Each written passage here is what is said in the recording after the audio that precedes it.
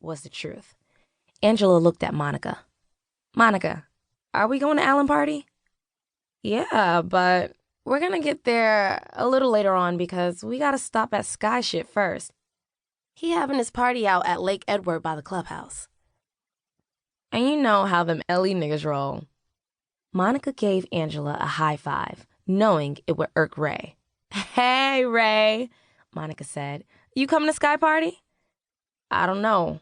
I ain't for the bullshit tonight. I'll probably just see y'all at Alan's house later. That Lake Edward shit probably end early anyway. Guaranteed." Ray grew up in Wesleyan Chase, not too far from L&J Gardens, but just down the street from Lake Edward Apartments, which was known for drugs, violence, and other illegal activities.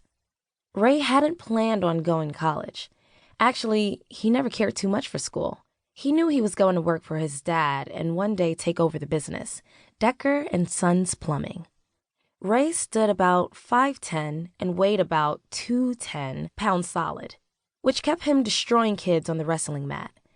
He ultimately became captain of the wrestling team and two-time state champion contender. Ray had been with Angela since the summer before junior year. He was popular among his peers and somebody the young ladies would kill to be with, but he knew Angela was no one to give any space to. Any man would gladly scoop her up with a quickness.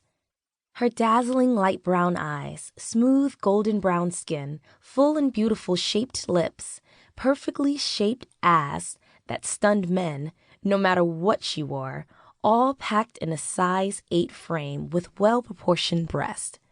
When the bra fell, the breast didn't. They stood up and begged for attention. She was set off with a short Halle Berry cut, which made her an extraordinary package. To top it off, she carried a 4.0 GPA. Even though there were equally attractive girls at Bayside High School, Angela was the only girl for him.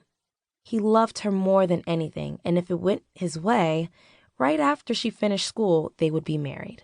As Angela sat in the stands listening to her principal speak, she then realized the day she never thought would come was here. She had everything planned. This summer, she would work full-time as a receptionist. She had been there since the beginning of her senior year and really enjoyed it. Her and Monica were going to sign their lease at their new condo on the 1st of July, and then she'd be considered grown. The graduation class standing brought her back to reality as she heard the words, "Congratulations, class of 1996. As they strolled out the stands, she made her way over to her father. She knew he would come. He never had any more kids, and he always let her know that even though he was in Maryland and she was in Virginia, she was the most important thing in his life. And he did a great job showing it, even if he wasn't local. "Congratulations, baby girl," her father said as they embraced. "Hey, Daddy!" Angela smiled a wide smile, one that you could only get when in Daddy's arms. "Just because you out of school don't mean shit. You ain't grown, goddamn." "Shut up, James," Lenore said.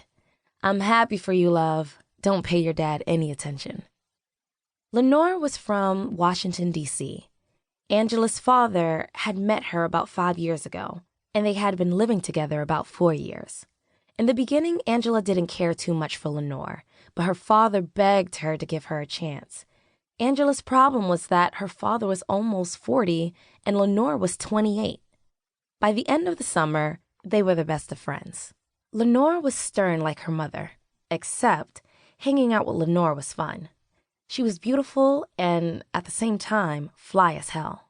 She was a cosmetologist and had been doing hair since the tender age of 12.